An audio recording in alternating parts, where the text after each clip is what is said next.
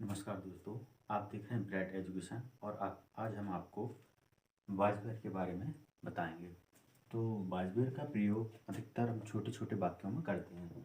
तो सबसे पहले हम इनको पढ़ने से पहले इसकी पहचान को देख लेते हैं कि इसकी पहचान है इन वाक्यों के अंत में था, थी, थे आते हैं। ठीक है ना, था, थी, थे इन वाक्यों में आते हैं, बिना क्रिया वाले वाक्य होते हैं। इसके दो मुख्य नियम हैं। पहला नियम है ही, सी, इट, आई तथा एक वचन कर्ताओं के साथ बाज का प्रयोग करते हैं। ही, सी के अलावा यदि कोई एक वचन कर्ता भी आ जाए तो उसके साथ हम बाज का प्रयोग कर पाएंगे। रूल नंबर दूसरा है यू, वी, दे बहुवचन कर्ताओं के साथ बर का प्रयोग करते हैं। यू, वी, दे के अलावा यदि कोई बहुवचन कर्ता आता है तो उसके साथ हम बर का प्रयोग करेंगे। अब इसको हम टेंसों के अनुसार ही पढ़ते हैं, जैसे कि हम अफर्मेटिव पढ़ते हैं, नेगेटिव पढ़ते हैं, इंट्रोगेटिव। तो इन जो सिंपल जो वाक्य होते हैं उनको भी हम इस प्रकार पढ़ लेते हैं, नेगेटिव पढ़ लेते हैं, इंट्रोगेटिव पढ़ लेते हैं। ठीक है ना, तो इसमें हम आपको आगे दिखाते हैं। तो विद्यार्थियों आगे देखते हैं। हमने इससे पहले पहचान और नियम देखे थे, अब हम इसको अफर्मेटिव में देखते हैं। सबसे पहले अफर्मेटिव के वाक्यों को देखते हैं। अफर्मेटिव के वाक्यों को बनाने के लिए सबसे पहले इस नियम को देखते हैं। इस क्रम को देखिए। सबसे पहले आएगा, जब आप वाक्य बनाते हो तो उसका क्रम रहता है, किस क्रम से बनाया। तो सबसे पहले आपको सब्जेक्ट को बनाना है। सब्जेक्ट मीन्स कर्ता। यहाँ पर कर्ता आएगा सबसे पहले। कर्ता क्या होता है? जो वाक्य की स्टार्टिंग में रहता है वो हम उसको कर्ता मानते हैं। जैसे हम यहाँ पर क्या है, सब्जेक्ट यानी कर्ता है। इसके बाद आएगा बाज ऑब्लिक बेयर। बाज ऑब्लिक बेयर, बाज या बेयर आएगा इसमें। ठीक है, बाज ऑब्लिक बेयर यानी कि कर्ता के अकॉर्डिंग आएगा। जैसे कर्ता अगर एक वचन है तो बाज आएगा, बहुवचन है तो बर आएगा। इसके बाद आएगा आपका कंप्लीमेंट। ठीक है ना, तो कंप्लीमेंट में हम जो बचता है वो लगा देते हैं। जैसे हम पहले वाक्य बनाते हैं तो आपको समझ में आएगा। जैसे यहाँ पर हम भी क्या बनाएंगे, वी। वी यहाँ पर फिर लगाएंगे बर। बर क्यों लगाया? क्योंकि यहाँ पर सब्जेक्ट है वो बहुवचन है। ठीक है ना, प्लूरल नंबर है। इसके बाद यहाँ पर मैं की लगेगी इन द, और इन द ऑफिस आ जाएगी। ठीक है ना, इन द ऑफिस। ठीक है, इसके बाद अगला सेंटेंस है अशोक एक महान राजा है। ठीक है ना, तो अशोक यहाँ पर किसी व्यक्ति का नाम आ गया।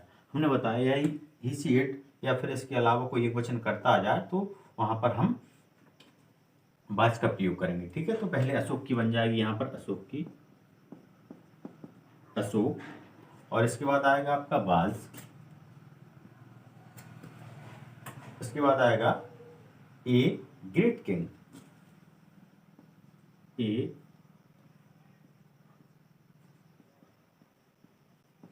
Great king, a great king. ठीक है ना, तो इस प्रकार से वाक्य बन जाएगा। अशोक एक महाराजा था तो अशोक बाज ए ग्रेट किंग। ठीक है ना, इस प्रकार से। अब यहाँ पर आता है मैं उसके घर में था।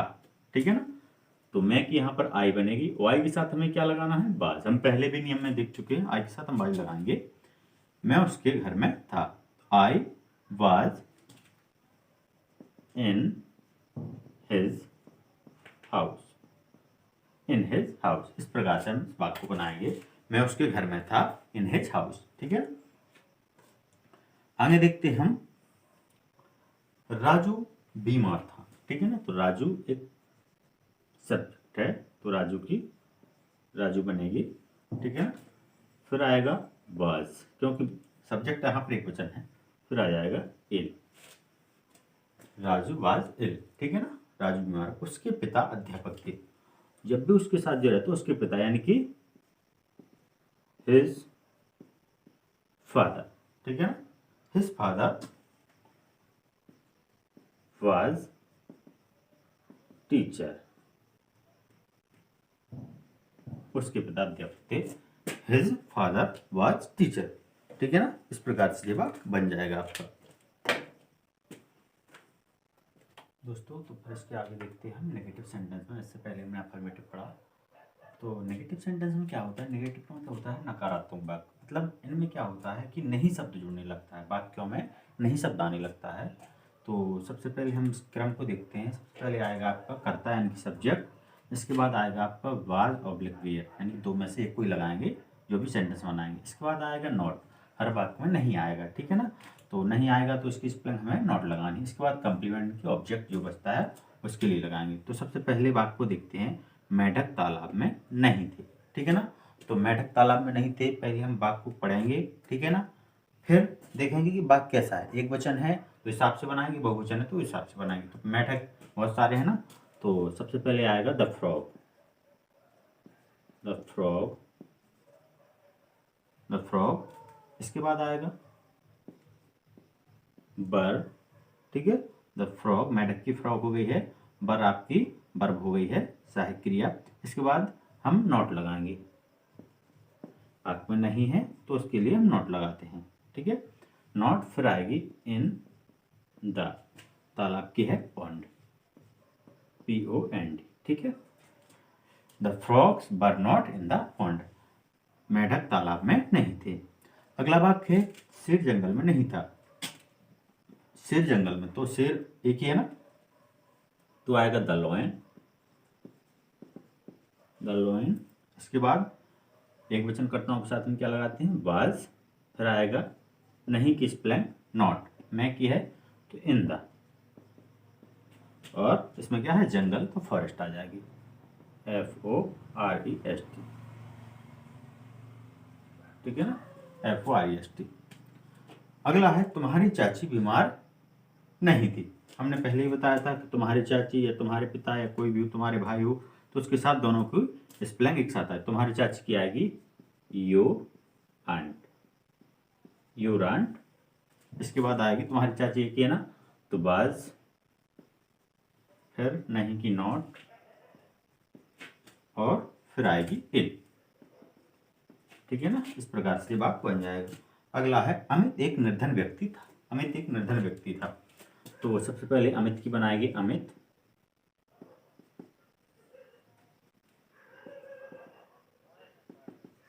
अमित।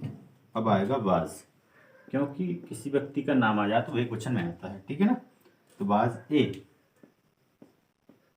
पुअर मैन, ठीक है ना। इस प्रकार से बात बन जाता है हमारे।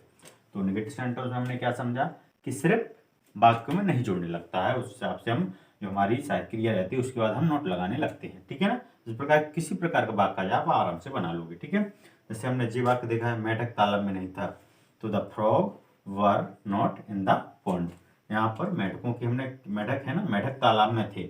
हम सोचते, हम अगर ऐसा वाक्य यदि ऐसा होता कि मेढक तालाब में था, तो वहां पर एक हो जाता, यहाँ पर बाज आ जाता, ठीक है ना। तो यहाँ पर है मेढक तालाब में थे, बहुत सारे है ना, तो were, the frog were not in the pond, ठीक है, मेढक तालाब में थे। ये बिल्कुल सादा सिंपल वाक्य होते हैं जो आप यूज ऑफ बाजवेयर पढ़ रहे हैं, जो बहुत ही उपयोगी होते हैं। छोटे छोटे जो वाक्य होते हैं बहुत ही उपयोगी होते हैं, जो हमें ट्रांसलेशन में बहुत ही उपयोगी आते हैं। एक और जो वाक्य देखा था आपने, शेर जंगल में नहीं था, तो the lion was not in the forest. यहाँ पर शेर की हमने क्या बनाई, लॉयन। इसके बाद शेर कितने हैं, शेर जंगल में था, उसका नाम ले रहे हैं, था है यहाँ पर, आप इसको भी देख सकते हो, था आ गया है, तो मतलब था रहता है तो आप ऐसा समझिए कि एक वचन है। जैसे उसके पिता शहर में थे, ठीक है ना, तो वहां पर थे आ गया, लेकिन वहां पर पिताजी का नाम आ गया ना, पिताजी आ गया, तो उस हिसाब से हो जाता है, ठीक है ना। तुम्हारी चाची बीमार नहीं थी, तो यहाँ पर तुम्हारी चाची आ गया, ठीक है ना, तो तुम्हारी चाची एक ही कहलाती है, ठीक है, तो your aunt was not ill, ठीक है। जैसे जो है अमित एक निर्धन व्यक्ति था, तो Amit was a poor man, ठीक है, अमित की अमित बन गई है, अमित यहाँ पर एक लड़का है, ठीक है ना, तो उसके साथ बाज लगाई है ए पुअर मैन, ठीक है। इस प्रकार से ये वाक्य बन जाते हैं। तो दोस्तों हम आगे देखते हैं। इससे पहले हमने अफर्मेटिव और नेगेटिव पढ़ा था, अब हम इंट्रोगेटिव पर आ गए हैं। इंट्रोगेटिव वाक्यों को हम, इंट्रोगेटिव सेंटेंस होते हैं जो, इनको हम प्रश्नवाचक वाक्य कहते हैं, ठीक है ना, प्रश्नवाचक वाक्य कहते हैं, ठीक है। तो ऐसे वाक्य जिनमें कोई ना कोई प्रश्न किया जाता है उन्हें हम इंट्रोगेटिव सेंटेंस कहते हैं। तो सबसे पहले हम इसके क्रम को देखते हैं। चूँकि इंट्रोगेटिव सेंटेंसों को पहले हम दो भागों में पढ़ते थे, इंट्रोगेटिव और डबल इंट्रोगेटिव। चूँकि अब क्या होता है कि इंट्रोगेटिव में ही दोनों को पढ़ लेते हैं, पहले इंट्रोगेटिव को दो भागों में पढ़ते थे, इंट्रोगेटिव और डबल इंट्रोगेटिव, ठीक है। तो पहले आप इंट्रोगेटिव पढ़ लीजिए, उसके बारे में डबल इंट्रोगेटिव के बारे में बताते हैं, ठीक है। तो सबसे पहले आप इंट्रोगेटिव के बारे में पढ़िए। इंट्रोगेटिव में क्या होता है कि सबसे पहले वाक्यों में जो वाक्य रहते हैं उनमें आगे क्या शब्द जुड़ जाता है, तो क्या शब्द है वो आगे जुड़ जाता है, ठीक है। जैसे लिखा है, क्या सूर्यदास एक अंधे कवि थे, क्या सूर्यदास एक अंधे कवि थे, तो पहले इस वाक्य को बनाते हैं तब आपको समझ में आएगा। तो क्या है आगे, तो क्या की स्पेलिंग कभी नहीं बनती, ठीक है ना, तो क्या है उसकी मीनिंग नहीं बनाते। इससे पहले हम क्या लगा देते हैं, बाज या बेयर। वो कैसे लगाते हैं, सब्जेक्ट को देखकर। पहले सब्जेक्ट को देखेंगे, ठीक है ना, उसके बाद देखेंगे कि अगर सब्जेक्ट एक वचन है तो बाज लगाएंगे, बहुवचन है तो बर लगाएंगे। यहाँ पर सूर्यदास नाम है किसी का तो एक वचन में आता है, ठीक है। तो सबसे पहले यहाँ पर हम बाज लगाएंगे, तो यहाँ पर आ जाएगा आपका बाज, ठीक है ना, बाज। इसके बाद आएगा बाज और ब्लैक बेयर, दोनों में से कोई लगा दिया, फिर आएगा आपका सब्जेक्ट यानी कि सूरदास, सूरदास, ठीक है ना, सूरदास। इसके बाद आएगा आपका, यदि वाक्य में नहीं दिया है तभी नोट लगाएं, ठीक है ना, इसमें नहीं दिया है तो नहीं लगाएंगे हम, ठीक है। ए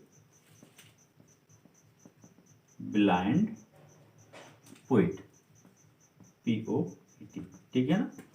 तो बाज सूरदास ए ब्लाइंड पोइट। इससे अगला वाक्य देखेंगे, इस वाक्य में नहीं है तो इसको समझ लेते हैं, ठीक है ना। जैसे लिखा है अंगूठी, क्या अंगूठी अंगुली में नहीं थी, ठीक है।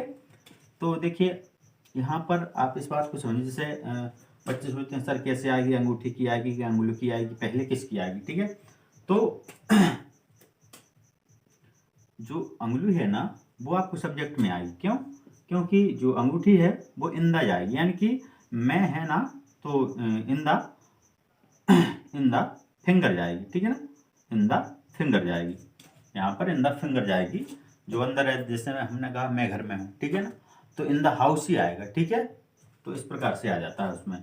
तो इसको बनाएंगे, पहले यहाँ पर आएगा सबसे पहले क्या है तो सब्जेक्ट के अनुसार यहाँ पर क्या बोलते हैं, अंगूठी है एक ही ना, तो यहाँ पर सबसे पहले बाज लगाएंगे, बाज, sorry, was the ring, was the ring. अब इसमें नहीं आ गया तो नोट लगाएंगे, not in the finger, finger, ठीक है, फिंगर। क्या अंगूठी अंगुली में नहीं है, तो was the ring not in the finger, ठीक है। यानी कि इन द फिंगर मतलब होता है अंगुली, जो अंगूठी है आपकी वो अंगुली में नहीं है, तो ठीक है, नॉट इन द फिंगर, ठीक। इस प्रकार से ये वाक्य बन जाएगा, इस बात को समझिए। अगला है क्या मैं बाग में नहीं था, ठीक है ना, यहाँ पर आपका ये प्रोनाउन आ गया, और आई के साथ मैंने क्या बताया था कि बाज लगता है, तो सबसे पहले बाज लगाएंगे, बाज। इसके बाद आएगा आपका आई, जैसे यहाँ पर होता मैं बाग में नहीं था तो नॉट भी आ जाता, लेकिन यहाँ पर ले मैं बाग में था, तो I was I in the garden, in the garden, ठीक है। मैं बाग में था तो बाज आई इन द गार्डन, में बाग में था। इस प्रकार से बात बन जाती है, ठीक है। तो इतना समझ में आ गया आपका। इसके बाद हम आपको डबल इंट्रोगेटिव के बारे में बताते हैं। तो आगे हमने इससे पहले अफर्मेटिव और नेगेटिव पढ़ा है, और फिर हमने इंट्रोगेटिव भी पढ़ लिया है। इसके बाद हम डबल इंट्रोगेटिव के बारे में पढ़ेंगे।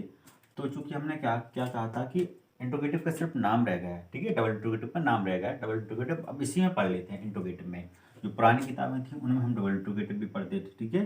तो इंट्रोगेटिव में ही दोनों को, क्योंकि क्या होता है कि दोनों के नियम अलग अलग होते हैं बनाने के। उसमें क्या होता है कि पहले क्या शब्द आता है तो उससे बाद बेर बनने लगता है, ठीक है। इसमें क्वेश्चन वर्ड आता है, यानी प्रश्न शब्द, जितने भी इसमें क्वेश्चन वर्ड हैं, जैसे क्यों हुआ, ठीक है, कितने हुआ, कौन हुआ, कहाँ हुआ, ये पहले निकल के आ जाते हैं। तो कैसे निकल के आ जाते हैं, पहले वाक्य को बनाते। तो यहाँ पर क्यों दिया है तो सबसे पहले आएगा वाई, वाई आ गया। इसके बाद आपका यहाँ पर उसका गाना, ठीक है ना, उसका गाना एक ही है ना, तो हम सब्जेक्ट को अनुसार ही हम यहाँ पर बाज बेर लगाएंगे। यहाँ पर बाज लगेगा क्योंकि एक वचन है सब्जेक्ट, ठीक है, बाज। फिर आएगा आपका हिज सॉन्ग, हिज सॉन्ग। और फिर यदि वाक्य में नहीं दिया है तभी नोट लगाएं, नहीं दिया है तभी नोट लगाएं, नोट आ जाएगा आपका यहाँ पर, नोट। इसके बाद आएगा आपका स्वीट और प्लस क्वेश्चन मार्क, ठीक है। तो यहाँ पर क्योंकि हमने वाई बना दी। इसके बाद सब्जेक्ट इक्वेशन है तो बाज, हिज सॉन्ग यानी कि मधुर गाना, ठीक है। फिर वाक्य में नहीं दिया है तो नॉट, इसके बाद मधुर की स्वीट आ गई, ठीक है। इस प्रकार से वाक्य बन जाती है। अगला है कमरे में मेहमान थे, ठीक है ना। तो कमरे में मेहमान थे, तो आप इस बात को समझिए जैसे कुछ वर्ड रहते हैं, जैसे कितना हुआ, कितना हुआ, कितने हुआ, हुज हुआ यानी किसका, ठीक है, किसका हुआ, ठीक है। इस प्रकार के जो कुछ प्रश्नवाचक वर्ड रहते हैं, इनके साथ इनसे संबंधित नाउन जाते हैं, ठीक है। तो कितने के साथ जो वर्ड रहता है, जैसे कितने के साथ मेहमान है तो वो साथ में जाएगा, ठीक है। तो हाउ मेनी और guest, GUEST, how many guest. अब यहाँ पर बहुत सारे गेस्ट हैं तो यहाँ पर बर आ जाएगी, WERE, हाउ मेनी गेस्ट बर, और यहाँ पर आएगी in the room, question mark, in the room question mark, ठीक है। तो यहाँ पर कितने मेहमान की क्या आ गई है, हाउ मेनी गेस्ट, बहुत सारे मेहमान हैं तो बर, यदि नहीं होता तो नॉट भी लग जाता, इसके बाद तुरंत यहाँ पर नॉट भी लग जाता, फिर इन द रूम आ गया आपका। तुम्हारे साथ कौन था, ठीक है ना। तो तुम्हारे साथ कौन था, तो सबसे पहले आएगी कौन की, तो, ठीक है। अब तुम्हारे साथ हमने कहा था तुम्हारे साथ है ना, तो उसके साथ एक वचन रहता है, ठीक है। तुम्हारे पिता, तुम्हारी माता, इससे पहले बताया था, ठीक है। तो उसके साथ अब तुम्हारे साथ है तो यहाँ पर एक वचन आएगा जी, ठीक है। तो वाज, फिर आएगा विथ यू, ठीक है ना, विथ यू। तुम्हारे साथ कौन था, तो हु वाज विथ यू, तुम्हारे साथ कौन था, ठीक है। इस प्रकार से वाक्य बन जाएगा, क्वेश्चन मार्क आएगा आपका। अगला वाक्य है तुम्हारी पत्नी कहाँ थी, ठीक है ना। तो तुम्हारी पत्नी कहाँ थी, तो कहाँ की आगे पहले वेयर, वेयर, फिर आएगा आपका वाज, फिर आएगा आपका सब्जेक्ट यानी कि योर वाइफ, योर वाइफ, यहाँ पर इस प्रकार से आ जाएगा, ठीक है। तो वेयर वाज योर वाइफ, ठीक है, तुम्हारी पत्नी कहाँ थी। तो इसमें आपको 50 सेंटेंसों की सीरीज इसी वीडियो के बाद मिलेगी आपको, उसमें आपको हर प्रकार से जो बाजूबंद के सेंटेंस वगैरह है हर प्रकार से बताया जाए किस प्रकार से कौन से बनते हैं, ठीक है ना। तो इसमें आपको